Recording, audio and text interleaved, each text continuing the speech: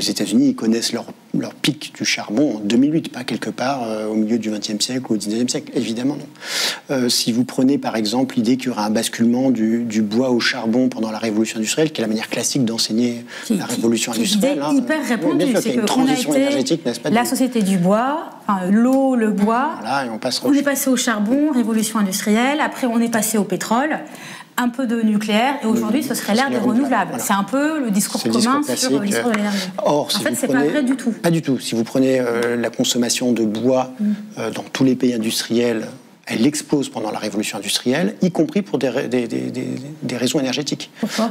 Pour boiser, par exemple, les galeries des mines en Angleterre, dans les années 1900, on consomme plus de bois, et pas mal plus de bois que ce que l'Angleterre brûle au milieu du XVIIIe siècle.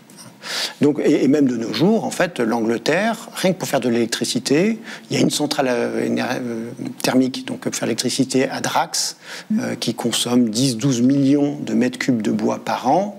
C'est 3 fois plus que ce que l'Angleterre brûle au XVIIIe siècle. Donc l'Angleterre dépend plus du bois d'une certaine manière, en tout cas consomme beaucoup plus de bois pour l'énergie qu'elle n'en consommait au XVIIIe siècle. Donc vraiment cette idée de transition, elle est fausse et archi-fausse. Et même si vous prenez par exemple le cas de la France ou de l'Europe, mais la France on dit on est en train de sortir du charbon.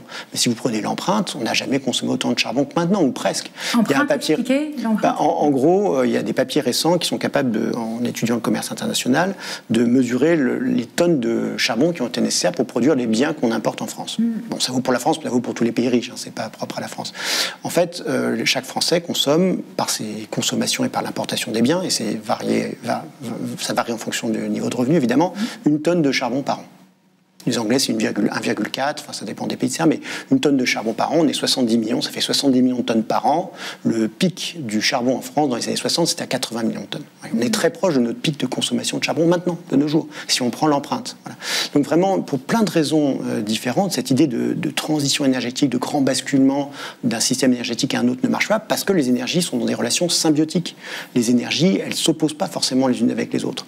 On a besoin de l'une pour faire l'autre. Exactement. Si vous prenez... par exemple, pour consommer du pétrole avec une voiture, vous avez besoin d'énormément de charbon pour faire l'acier qui va rentrer dans la composition des voitures, pour faire le ciment qui rentre dans la composition des infrastructures routières. Tout ça est très fortement consommateur de charbon. Toutes les énergies nouvelles s'ancrent en fait et ont besoin des énergies ou des matières considérées comme anciennes, même si cette idée que les matières soient plus anciennes ou plus nouvelles ne veut pas dire grand-chose en fait. Un autre exemple, si vous prenez par exemple les centrales, enfin on n'a jamais évidemment brûlé autant de charbon maintenant sur la planète que maintenant, hein. C'est en ce moment le pic du charbon, Inch'Allah, si tout se passe bien, si on arrive à le faire diminuer, ça a énormément augmenté quand même depuis 20 ans.